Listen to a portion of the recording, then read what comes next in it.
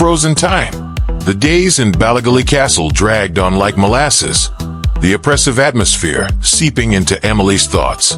She couldn't shake the feeling of being watched, even in the brightest daylight. By the third night, her exhaustion was palpable, her body aching for rest. But rest in this castle, she was beginning to understand, came at a price. The wind howled through the cracks in the stone walls, carrying with it a faint whistling tune. Emily sat at the edge of her bed, her hands clasped tightly around a steaming cup of tea. Alice was already asleep, curled up on the far side of the room with the covers pulled over her head. The events of the past few days had taken their toll on her friend, leaving her irritable and withdrawn. Emily checked her watch. 2:45 a.m. She sighed, knowing she should try to sleep, but unwilling to close her eyes. The memory of the dream, the shadowy figure in the turret, and the wailing cry of Lady Isabella still lingered. Her gaze flicked to her wrist again. The second hand of her watch ticked forward, its rhythmic movement oddly comforting in the silence. Tick, tick, tick, and then it stopped. Emily frowned, holding the watch closer. The time read 3:17 a.m., the second hand frozen in place. She tapped the glass face, but the watch didn't respond. What the hell? She whispered to herself. A sound broke the quiet, a heavy thud, like the booted step of someone walking across the wooden floor. It came from behind her. Emily's breath hitched as she turned her head slowly toward the sound. The room was dimly lit by the glow of the bedside lamp, casting long shadows on the walls. Alice was still asleep, undisturbed. Thud. The sound came again, deliberate and steady, as though someone were pacing. It seemed to move closer, the vibrations faint but tangible under her bare feet. Alice! Emily called softly, her voice barely above a whisper. Her friend didn't stir. Swallowing her fear, Emily stood and grabbed her phone from the nightstand. She switched on the flashlight, its beam cutting through the shadows. The room appeared empty, but the footsteps continued, circling her like an unseen predator. "Hello," she said, her voice shaking. "Who's there?" The pacing stopped. The silence that followed was deafening, broken only by the faint rustle of Alice's breathing. Emily scanned the room again, her hands trembling as she gripped the phone tighter. Her gaze landed on the wardrobe in the corner, the same wardrobe that had been slightly ajar the night they'd first arrived. Now, its doors were firmly shut. A sudden knock came from inside the wardrobe, a sharp, echoing sound that made Emily jump. She stumbled backward, her phone slipping from her grasp and landing on the floor with a dull clatter. The knock came again, more insistent this time, followed by a faint scraping noise. It sounded like fingernails raking against the wood. Emily's pulse pounded in her ears as she bent down to retrieve her phone. Her fingers fumbled over the cold screen, and when she finally turned the flashlight back on, she aimed it at the wardrobe. The doors creaked open. Inside, the wardrobe was empty, its dark interior revealing nothing but an expanse of shadow. Emily stared, her breath catching in her throat. She knew she should shut the doors and walk away, but something rooted her in place. Her fear was mingled with curiosity, an inexplicable need to understand what was happening. As she watched, something glinted in the corner of the wardrobe, a faint silvery shimmer. Emily hesitated before stepping closer, her flashlight beam steady on the object. It was a pocket watch, antique and ornate, its chain draped over the wooden rail. The metal gleamed despite the years of dust that covered the wardrobe's interior. Tentatively, Emily reached for it. The moment her fingers brushed the watch, a sharp jolt shot up her arm, making her gasp. The sensation wasn't painful, but it was cold, bone-deep, and numbing. She yanked her hand back, and the pocket watch dropped to the floor. The sound of boots returned, this time louder and faster, as though someone were running in circles around the room. Emily spun in place, the flashlight beam darting across the walls. The sound was relentless, pounding against the floorboards with an almost frantic rhythm. "Stop it!" she shouted, her voice cracking. The footsteps ceased abruptly, replaced by a whisper so faint it was almost imperceptible. Emily strained to hear, her head tilted toward the sound. "Time is fleeting," The words sent a shiver down her spine. She turned back to the wardrobe, where the pocket watch now lay on the floor. Its cover had flipped open, revealing an engraved face. The hands were spinning wildly, faster and faster, until they became a blur. Emily backed away, her heart hammering. The room grew colder, the air so frigid that her breath condensed in front of her. She stumbled toward the bed, shaking Alice awake. "Alice, wake up!" Alice groaned, turning over and squinting at Emily through bleary eyes. "What is it now?" "There's..." Emily hesitated, glancing back at the wardrobe. The footsteps were gone, the whispers silenced. Even the pocket watch lay still. Its hand stopped at 3:17 a.m. The oppressive cold seemed to retreat, leaving the room eerily quiet. "Nothing," Emily said finally, her voice hollow. "It's nothing. Go back to sleep." Alice muttered something unintelligible and rolled over, pulling the covers back over her head.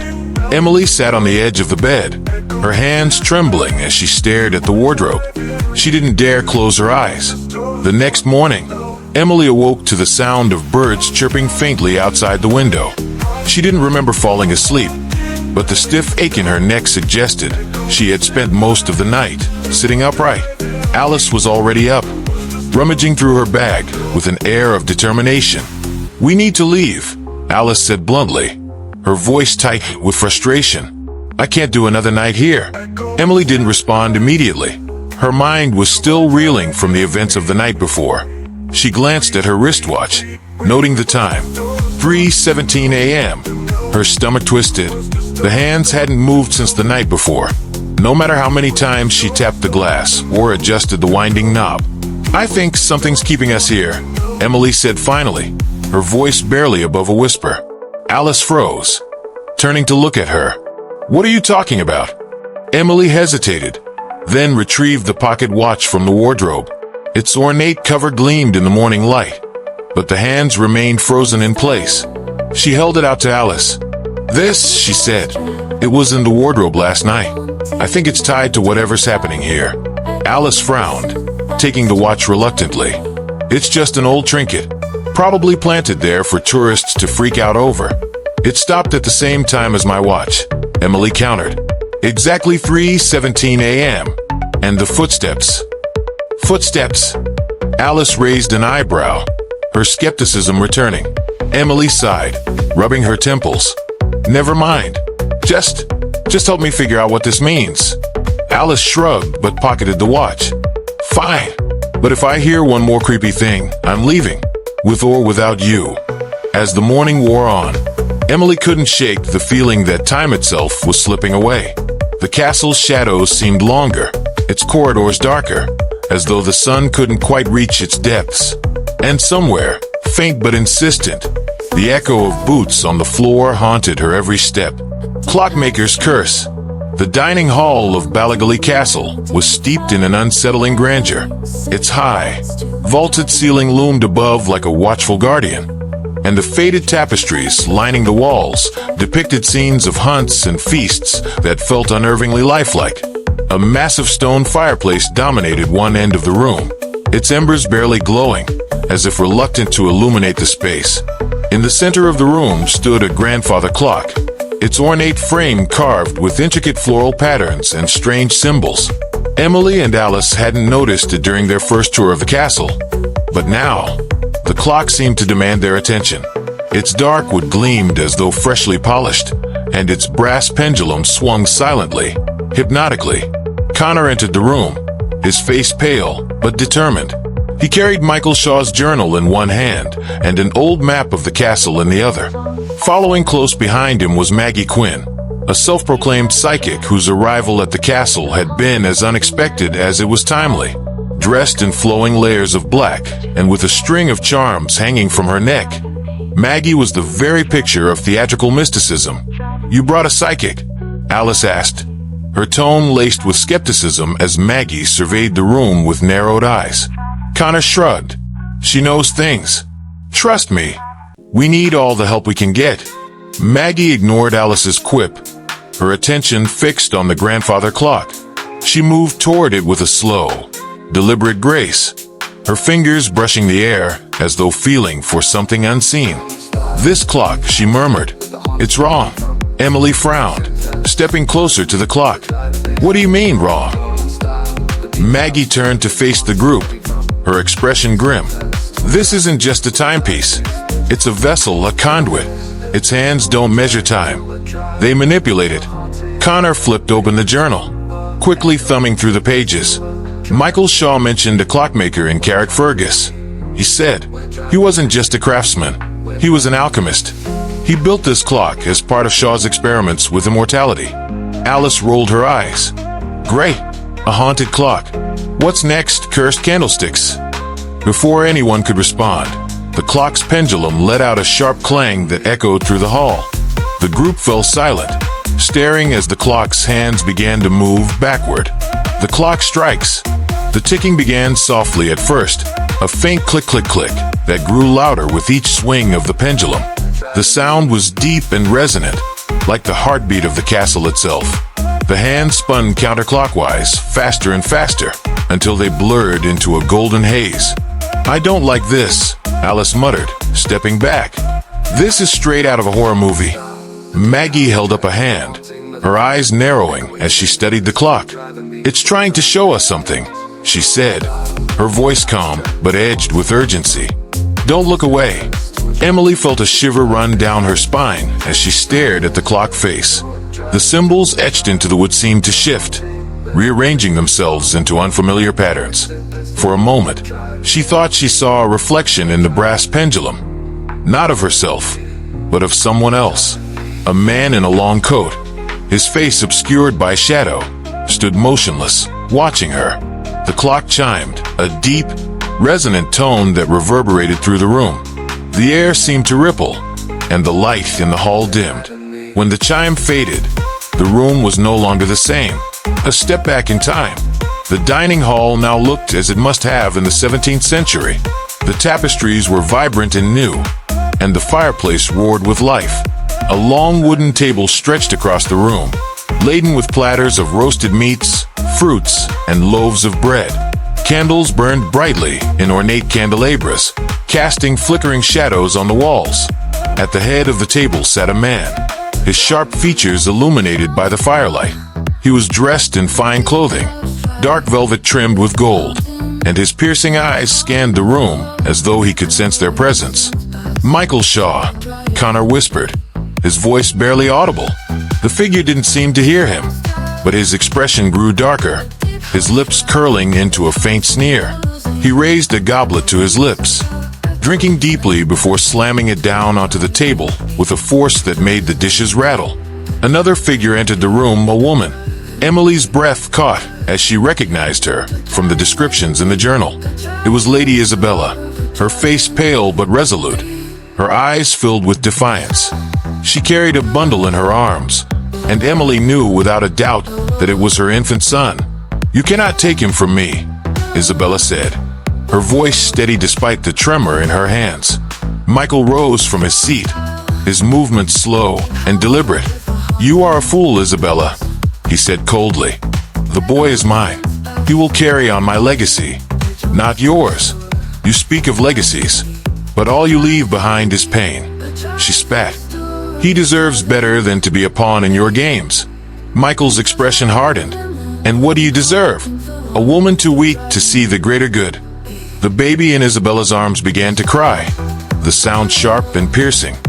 Michael's eyes narrowed, and he stepped forward, reaching for the child. But Isabella turned away, clutching the infant tightly. "No," she cried.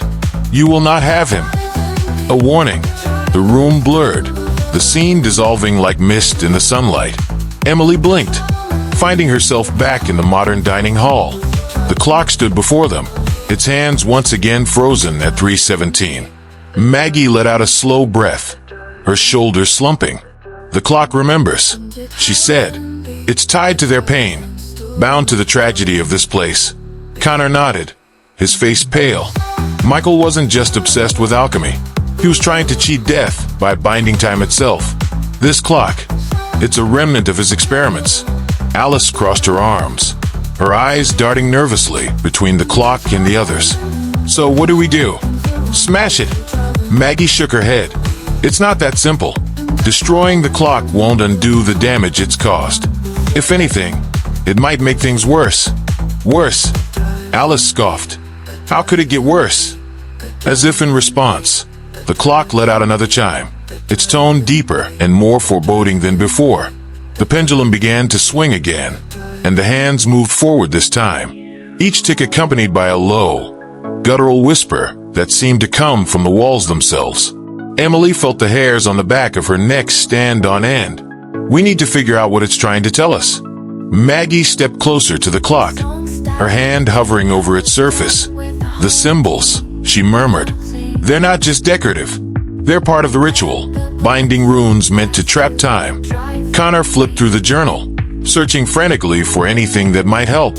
Here, he said, pointing to a page filled with diagrams. Michael wrote that the clock was both a key and a lock. It could open a doorway, but only at a specific moment. A doorway to what? Alice asked, her voice laced with dread.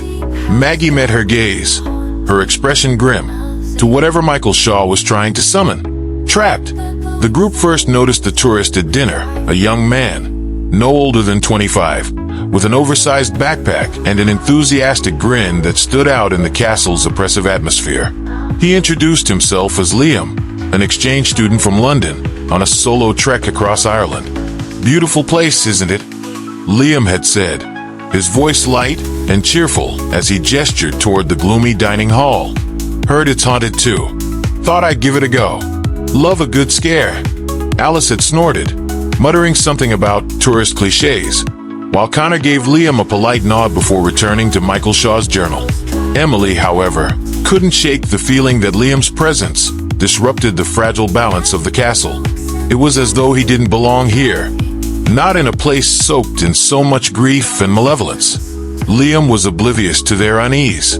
That night, while the rest of the group huddled in the library, piecing together fragments of Ballygally's dark history, Liam wandered off, his curiosity leading him through the castle's twisting corridors. The discovery.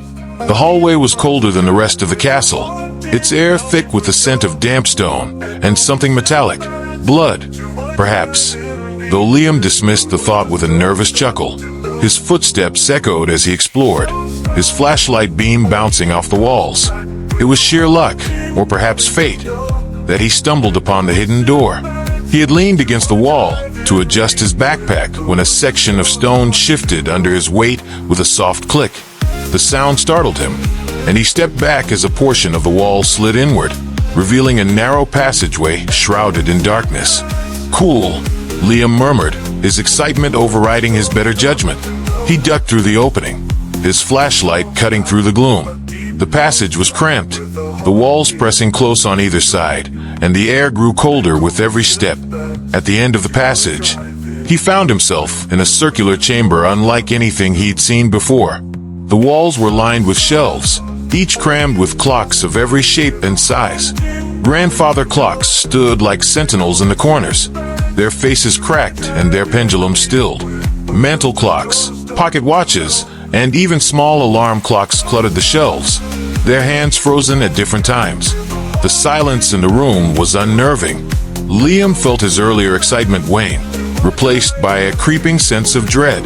He moved toward the center of the room, where a massive clock lay shattered on the floor, its gears and springs spilling out like entrails. "What is this place?" he whispered, his voice trembling.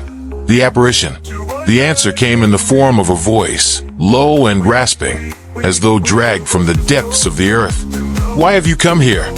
Liam spun around, his flashlight beam searching frantically for the source of the voice. The shadows in the room seemed to shift, coalescing into the form of a man, a tall, gaunt figure dressed in 17th century clothing. His face was pale and sharp, his eyes sunken and hollow, and his mouth curled into a cruel smile. "Time," the apparition said, its voice echoing in the confined space. "It was stolen from me. Now, I will take it back."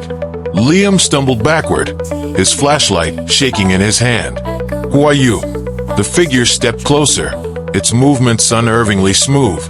"I am the clockmaker," it said. the architect of eternity. Michael Shaw thought he could wield my creation, but time bows to no man. Liam's legs gave out, and he fell to the floor, his breath coming in short. Panic gasps. The apparition loomed over him, its shadow stretching impossibly long across the room. "You have trespassed," it hissed. "Your time is mine." The clocks in the room began to tick, their hands spinning wildly. The cacophony grew louder and louder until it was deafening, drowning out Liam's screams. He clutched his head, his vision blurring as the air around him seemed to distort, bending and warping like the surface of a rippling pond. The search. Meanwhile, in the library, Emily glanced at her watch. 3:17 a.m., though she could have sworn it had been earlier just moments ago. The eerie coincidence wasn't lost on her, but before she could comment, Connor looked up from the journal. "Where's the tourist?" he asked, his brow furrowing. Alice snorted. "Probably off taking selfies in the turret." Emily frowned. "I don't think so. He seemed too curious. What if he found something?" Maggie, who had been pacing the library with an air of unease, stopped abruptly. "He's in trouble," she said, her voice low and urgent. "We need to find him. Now." The group grabbed flashlights and set off through the castle, calling Liam's name as they searched. The oppressive silence of the corridors seemed to swallow their voices, and the shadows stretched and twisted with each flicker of their lights. It was Emily who found the hidden passage. Her fingers brushed against the same loose stone, and the wall slid open to reveal the dark tunnel. The cold air that rushed out sent a chill down her spine. "He's in there," Maggie said, her voice a whisper. The group entered the passage, their footsteps echoing in the confined space. When they emerged into the chamber, the sight before them stopped them in their tracks. Liam was sprawled on the floor, his face pale and his eyes wide with terror. He was clutching a broken pocket watch, its chain wrapped tightly around his fingers. The clocks around the room were still ticking, their hands spinning in chaotic patterns. Emily rushed to Liam's side, shaking him gently. "Liam, are you okay?" He blinked slowly, his gaze unfocused. "The clockmaker," he murmured. He said my time. "What does that mean?" Connor asked, his voice shaking. Before anyone could answer, the apparition appeared once more, materializing from the shadows like smoke. Its hollow eyes scanned the group, its expression devoid of mercy. "Time is a gift," it said, "and a curse. Those who tamper with it must pay the price." The warning. Maggie stepped forward, her hand raised in a gesture of defiance. "You're bound to this place," she said. "You can't harm us outside of your prison." The apparition smiled, a cold, lifeless expression. "Perhaps not," it said, "but your time here is finite, and you are running out." The clocks chimed in unison, their tones discordant and haunting. The apparition dissolved, leaving the group alone in the chamber. The ticking slowed and eventually stopped, plunging the room into silence once more. Liam sat up shakily, his hands still trembling. "We have to leave," he said, his voice barely audible. He won't let us go." Emily helped him to his feet, her mind racing. The clockmaker's cryptic words hung heavy in the air, and she couldn't shake the feeling that they had only begun to understand the true danger of Ballygally Castle. As they made their way back to the library, the shadows of the castle seemed darker, the air heavier, and somewhere, faint and rhythmic, the ticking of a clock began once more.